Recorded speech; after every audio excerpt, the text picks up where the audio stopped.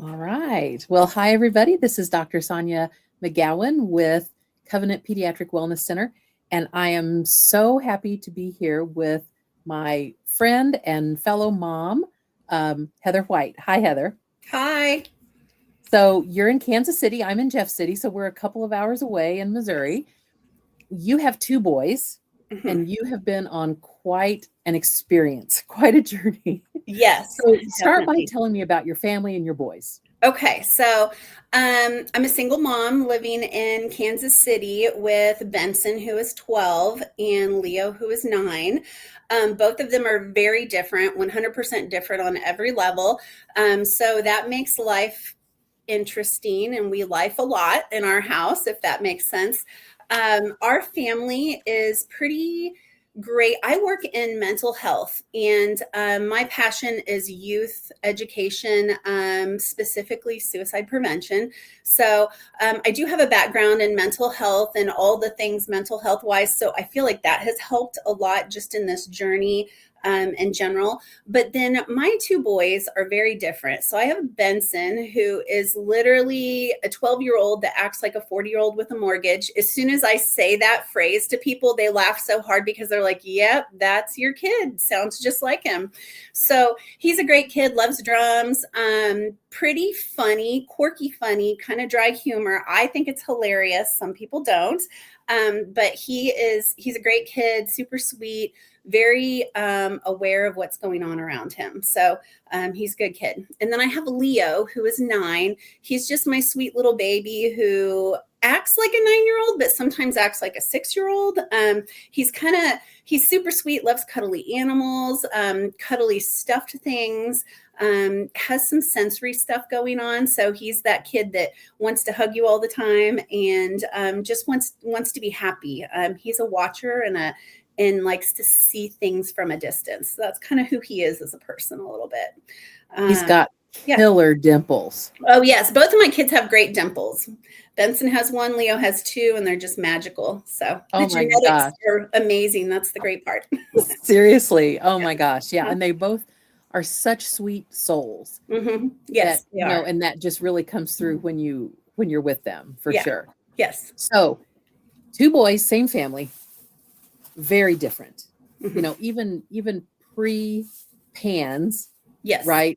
They're just really different humans. Yes. So when you look back now, did you see, and when did maybe you see some inklings that something wasn't quite the way you would expect? Yeah. So I feel like anyone who goes through this experience, you will always have I wish I would have known. Like, I wish I would have known more. I wish I would have understood more, because when I look back now, Benson was first to be diagnosed, and he had some pretty significant symptoms.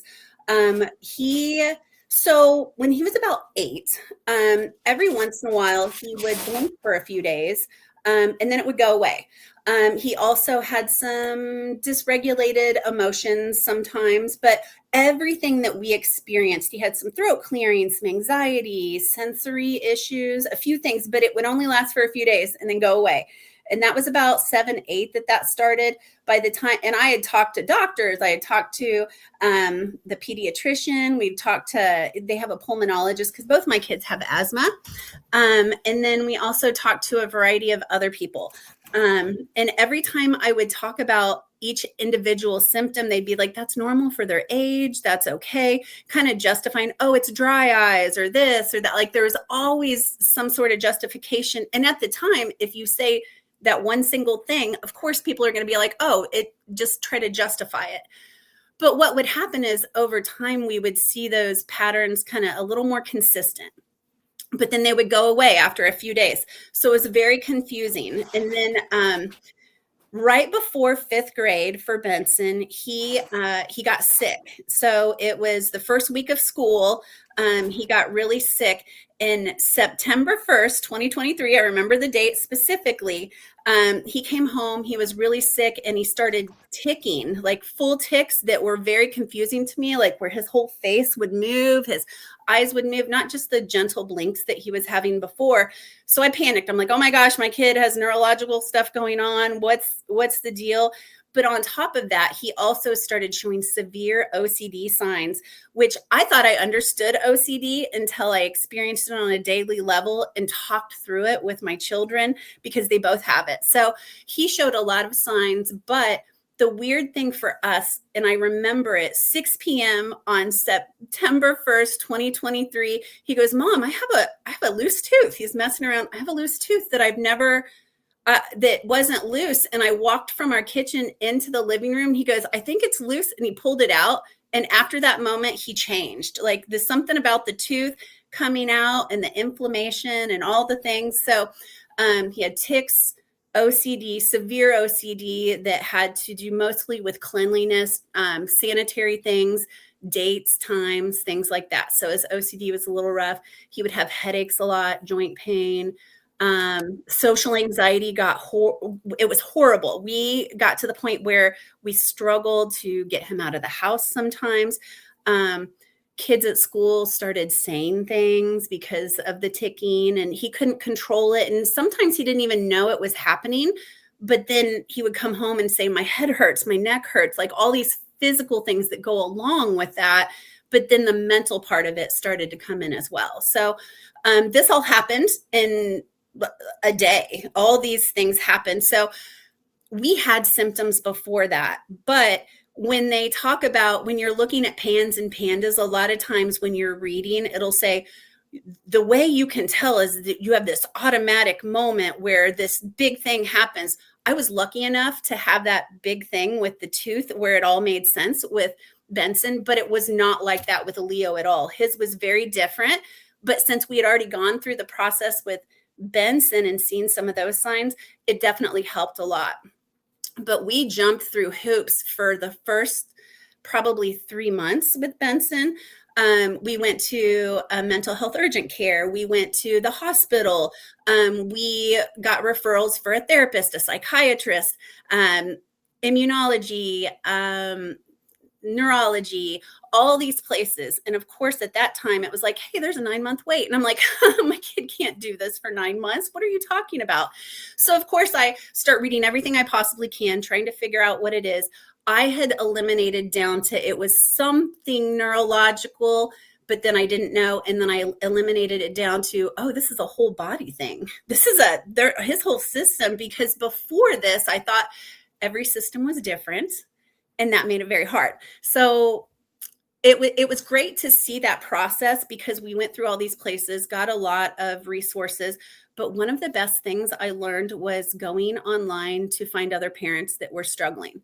That was a great support just to reach out. But then I realized everybody has different experiences. So what was working for one person isn't going to work for another. And while I was trying to research pans and pandas in general and trying to find a practitioner, which I live in Kansas City and it's hard to find people. We went to Children's Mercy, horrible experience with that. But I will say I've had experiences at Children's Mercy that have been great. But as far as pans and pandas go, not a great experience at all. But we found a naturopath and I was like, hey, I'm struggling with my kiddo. I know that there's something on the inside that's messed up. I'm not really sure. She was amazing for us. She was like, I don't know much about this, but I can get his internal systems a little more regulated for you until you find somebody that can help you. And at that time, we were waiting on neurology. We were waiting on immunology, like 9-10 months wait. So that helped with Benson a little bit. And he was a little more regulated, but he was still struggling. And then we finally found you. And you were like, oh, I believe. Now, first off, you were like, I believe what you're saying, which that in itself was so nice to hear, because most people are like, well, maybe it's your parenting. Maybe it's this, maybe it's that. And I'm like, I know that I don't do the best things as a mom sometimes, but I'm doing the best I can. And I feel like I'm doing what my kids might need. So that was kind of challenging at first, but we did get through that. And once we found you, you were like, these are the tests that we're going to do based on these symptoms. And literally it was magic. Within like a month, you were like, he has this, this, and this. This is how we treat it. These are the things we can do. The process isn't quick. It may take a few months, maybe even up to a year, but Benson is back to normal. Like he went from, I never thought he would be where he's at today based on where he was 2.5 years ago. Like my whole life, I spent every night crying and panicked and worried, like, what is this going to do to my kid for the rest of his life? How do I support him? How do I love him? How do I make him feel like he's okay, he's enough, based on these things he can't control? So that's Benson. Whew. So Yeah. what did we find? How did we test him? What infections did we find? So he had Marcons in his nose. He also had Epstein-Barr. He has strep.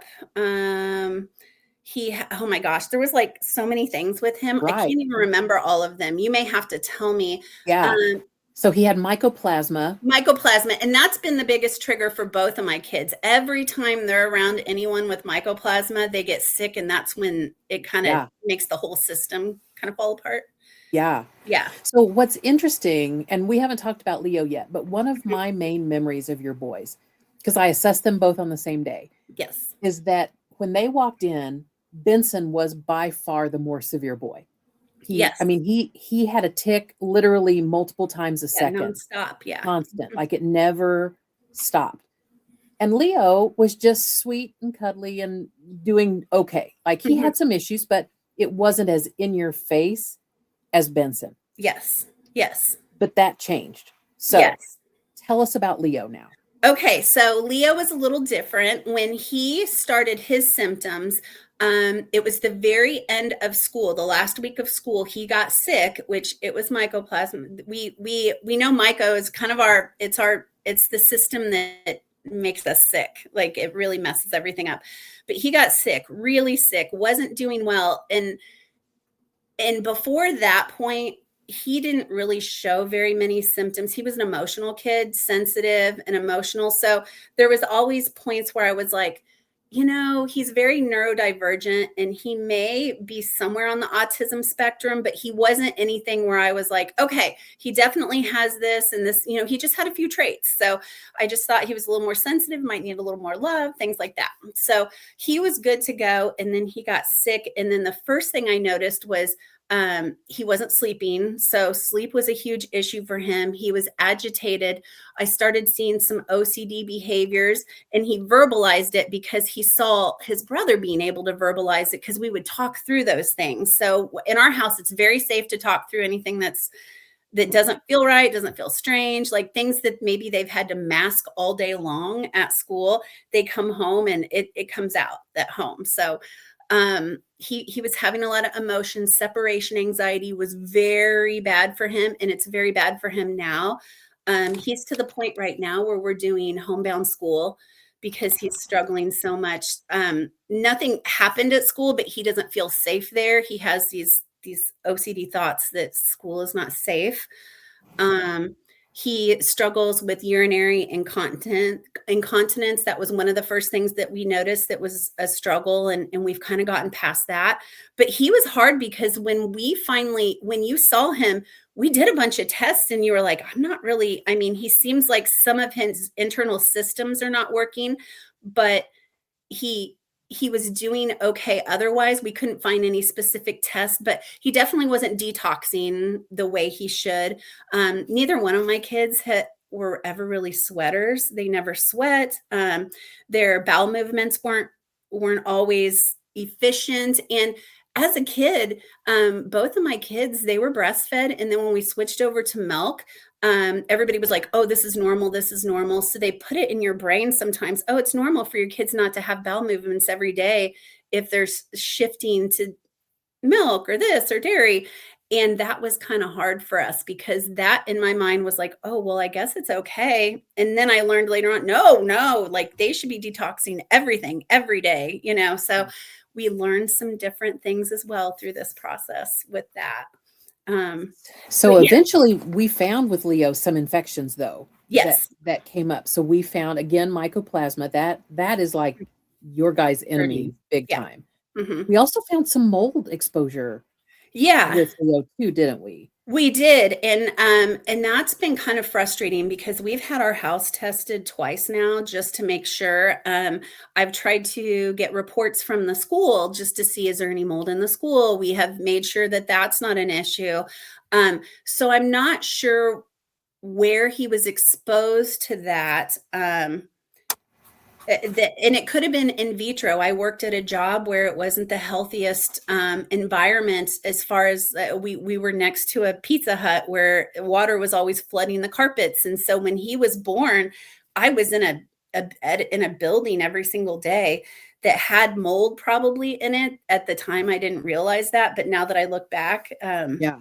I think that maybe that was part of it, where it could have been in vitro that I transferred over. So. And for Benson, we did a sinus culture for both boys. For Yes. Benson, we found Marcons, which is a Yes. certain kind of staph Mhm. overgrowing. But for Leo, we found MRSA, which Yeah. again, staph, but a different kind, Mhm. which was interesting too. Mhm. Yeah. So now Benson went from being the more prominent child. Now things have swung over to Leo, where Benson's doing great, but Leo's really struggling.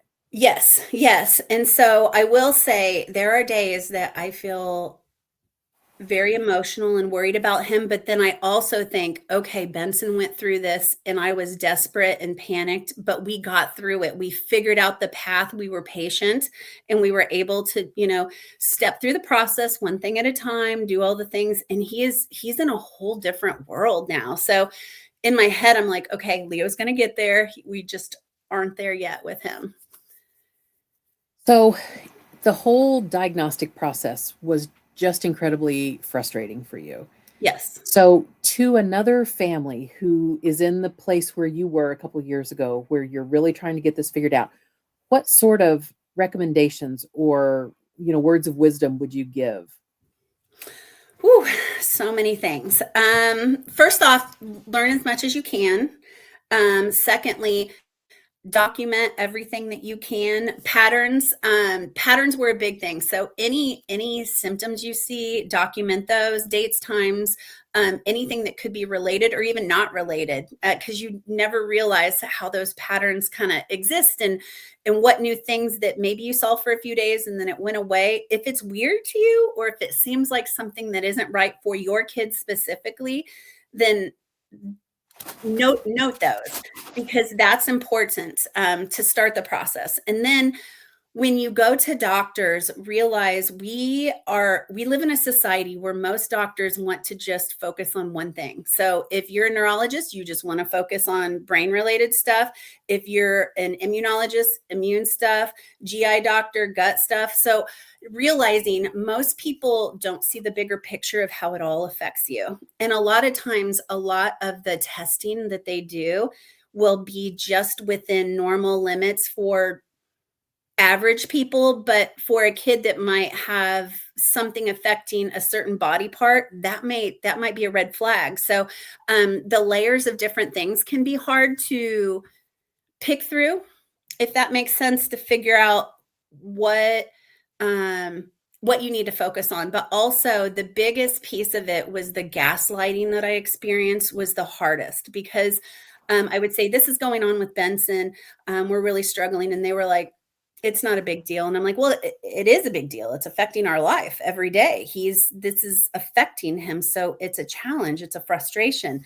So that gaslighting has been super, super hard to manage.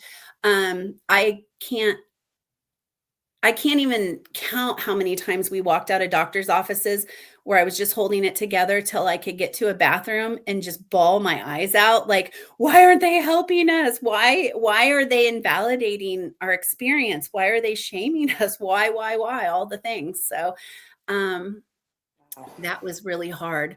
Knowing that, just keep asking, ask questions, and you're not stupid. As a parent, you are not, you are on the right path, because if you feel like it's not right for your specific child, then it's not right. Many people were telling me, oh, that's normal for kids. Not my kid. It wasn't normal for and I knew that. So just listen to your gut and know you may have people telling you things that don't track. They don't sit right. They don't feel right, because your kid. Your kid is not okay. So how are things now with each boy? So Benson is doing amazing. He is thriving in school, social, still a 40-year-old with a mortgage. He's going to always have that personality, but he's doing really well, engaging. There are times where when he gets sick, he will tick. So we know that he's going to get sick because he'll start ticking a day or two before. And I'm like, oh no, you're going to get sick. And then he gets sick and then he's fine. So he'll tick for like a day or two, but it's mostly blinking or just a little here and there. And that's fine. Those have been socially hard for him now that he's in 7th grade. Kids will look and see those things. So that can be a challenge. But other than that, doing really well socially. OCD is under control. That was a huge thing for us. And some other challenges with that. So he's doing really well. Leo is I feel like he's in the tanking spot. Like we're treating all these things. So he's starting to tank down to it's all getting fixed and then he's going to go up, because that's the progression we saw with Benson. So I'm assuming that's kind of where we're at with him. I'm fingers crossed. I'm hoping that that's what is going on. But overall, as a family, we're doing incredibly well talking about it. It's hard. I'm going to be honest. Every day is hard. I spend more time crying myself to sleep than just because I'm like, did I do all the right things today? Did I give them the support they needed?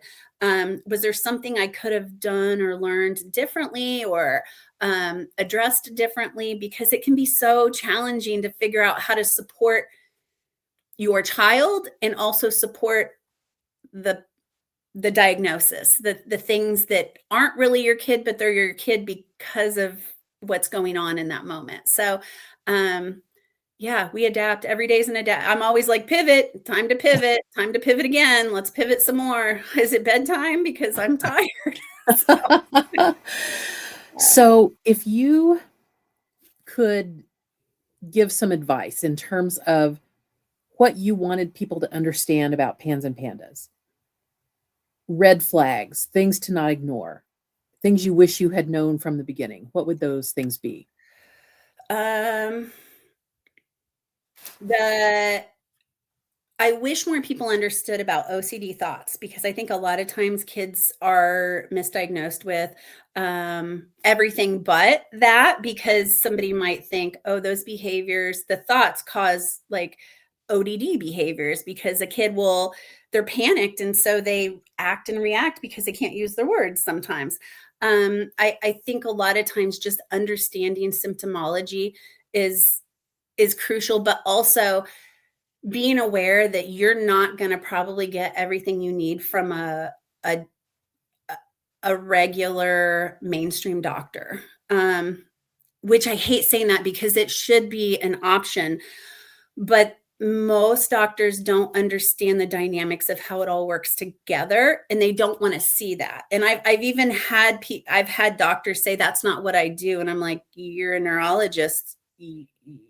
What? Could not be what you do. Brain. Like, I don't understand. So that can be a little challenging, but I also think that just learning more. I think as a culture, as a society, we just don't know a lot about how the body and brain works together and how that affects the whole system. So knowing that, being patient, getting on as many sites based on symptoms that you see, like actual sites, not TikTok or something like, get Right. through sites where you're getting a knowledgeable education, but also be aware what works for your kid doesn't always work for other kids. And also being patient with yourself. There's a lot of shame a lot of times that goes into parenting a kid that you can't find the resources or the support for, because you're like, what am I doing wrong? What should I have done differently?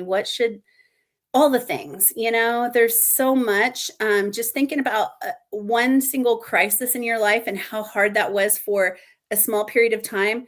Now multiply that by every single day for years.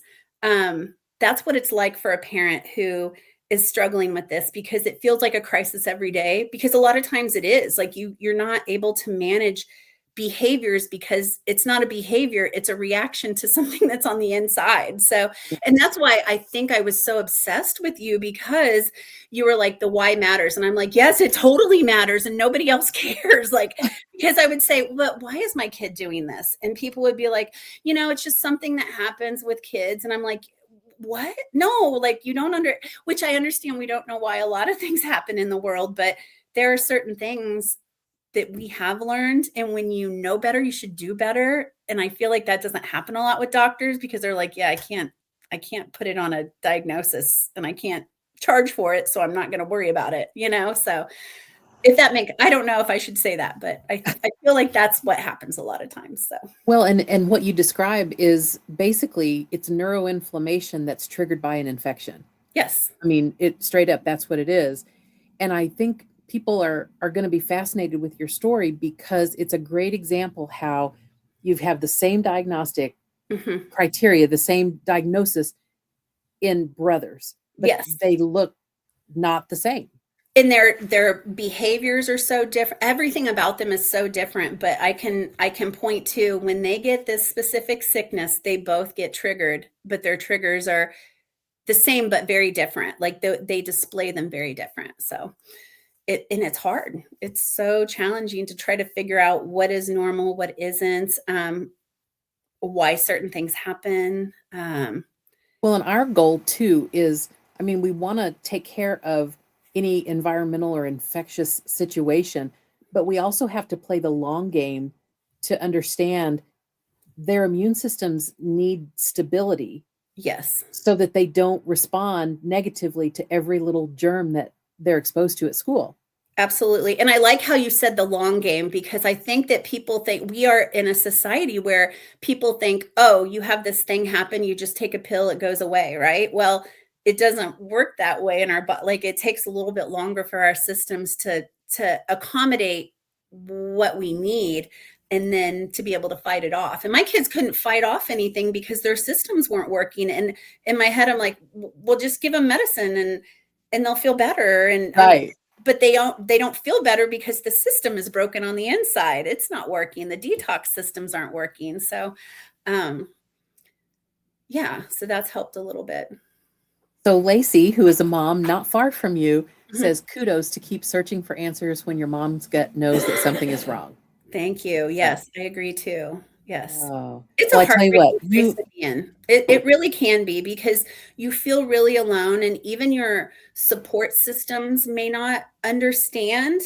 So I have a great support system. That I have a couple of people in my life that have been really supportive no matter what. There's been times where I'm like, I can't leave the house because my kids are not okay. And so some people will be like, oh, well, but other people are starting to realize I have to protect my kids. They're my number one. So when you start feeling more isolated, which is something that parents will feel, because you have to, and especially when you have multiple kids and you're being pulled in different directions, you may have a kid who has an activity, but another one who's in a flare, and you have to figure out what is the best situation to get needs met.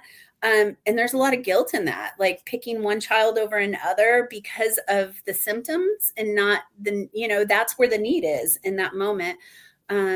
Missing family events, missing holidays, missing a lot of things because I choose to protect my kids over social situations or things like that. And a lot of parents go through that. It can be very lonely. And even when you're talking to it about the behaviors with other people, they don't get it, because they're like, oh, I might see it right now, but then I can go home.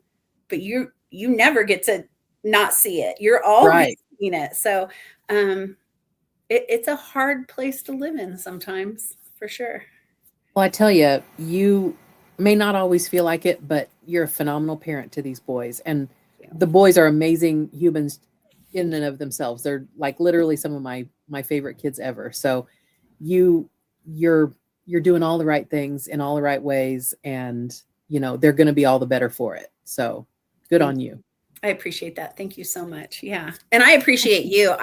You've been a blessing to our family. So kind. Never never a word of shame, always validating. And I think that with the systems that we explore and experience in the mental health and physical health fields, that's limiting. That it just doesn't happen. So having somebody say, whatever you're doing is okay, this is something we can do to make it even better. It's an experience that you have to have in this type of environment to feel like you can take those steps forward again and again. And even silly things. I don't know if you remember this, but one time Leo was not doing well, and we talked, and I was bawling, and I was like, I don't know what's going on. And you were like, have you given him ibuprofen? And I'm like, oh my gosh, of course I need to give him ibuprofen. Something as simple as that we do all the time. Like those little things where when you get so exhausted in the process, it can make it hard. So I appreciate you so much.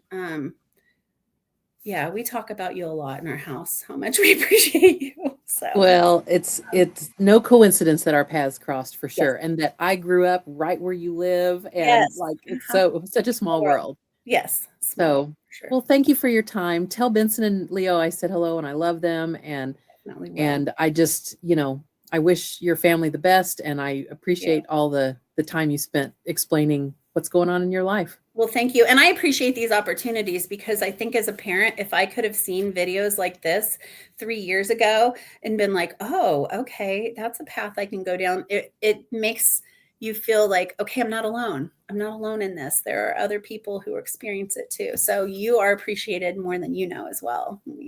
Well, thank you. Words are my love language, so that'll get you a long way with me. All right, Heather, thanks so much. Thank you. Okay, bye-bye.